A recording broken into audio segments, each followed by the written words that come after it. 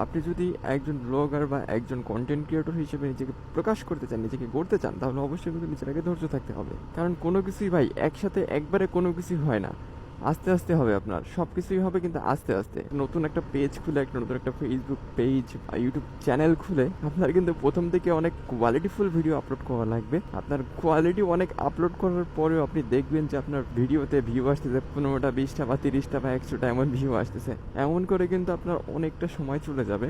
So এই জায়গাটা কিন্তু আপনার ধৈর্য ধরতে হবে, কারণ আপনার দেখতেছেন যে আপনার ভিউ নাই, আপনার অডিয়েন্স নাই, আপনার কিচ্ছু নাই, বাট আপনাকে কিন্তু হাল ছেড়ে দিলে চলবে না।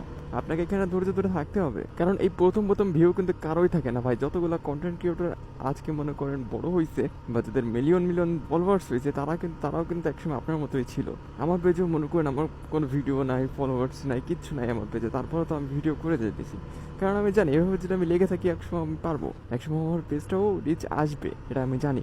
তার উপর মাঝে মাঝে আপনার ফেসবুক পেজ বা ইউটিউবে আপনার রেস্ট্রিকশন খেয়ে যাবেন, আপনার মনিটাইজেশন রেস্ট্রিকশন খাবেন, বিভিন্ন ধরনের রিপোর্ট খাবেন, অনেক কিছুই হবে আপনার সাথে। বাট এইসব জায়গায় কিন্তু আপনার হাল ছাড়া যাবে না।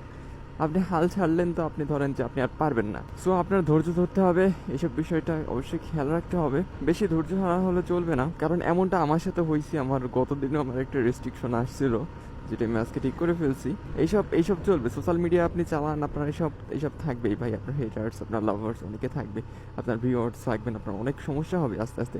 প্রথম দিকে এমনটা সবার সাথেই হয়েছে, আর আপনার সাথেও হবে। সো আপনি যদি একজন ব্লগার বা একজন কন্টেন্ট ক্রিয়েটর হিসেবে নিজেকে প্রকাশ করতে চান, নিজেকে গড়তে চান, তাহলে অবশ্যই কিন্তু নিজের আগে ধৈর্য থাকতে হবে। কারণ কোনো কিছুই ভাই একসাথে একবারে কোনো কিছুই হয় না। আস্তে আস্তে হবে, আপনার সব কিছুই হবে কিন্তু আস্তে আস্তে। সো এভাবে ভেঙে পড়লে চলবে না।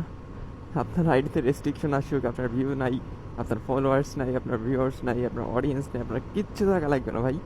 আপনি আগে কোয়ালিটিফুল ভিডিও আপলোড করতে থাকেন। আমি কিন্তু এই যে প্রায় 1 বছরের উপরে ভিডিও করতেছি, আমার পেজে কিন্তু কোনো রিচই নাই।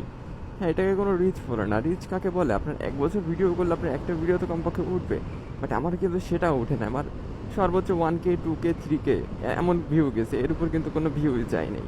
হ্যাঁ, আমার টিকটকটায় অনেক ভিডিও মানে অনেক ভিউ গেছে, মিলিয়ন গেছে, বাট ওই টিকটকে ভাই, টিকটক দিয়ে কিছুই হবে না। কারণ টিকটকের কোনো ইয়া নাই। টিকটকে যদি আমি ব্লগ করি, তাও ভাই আমার সবাই ছাপড়ি ছাপড়ি বলে, টিকটকার বলে ভাই। কি করবো আর, টিকটকের নামও নিতে পারি না কারোর সামনে। আর টিকটকার সেলিব্রিটি হয়ে কোনো লাভ নেই ভাই, হইলে ভাই ফেসবুকের হইতে হবে, নাহলে ইউটিউবের হইতে হবে। ওয়েল, তো আজকের ভিডিওটা এই পর্যন্তই ছিল।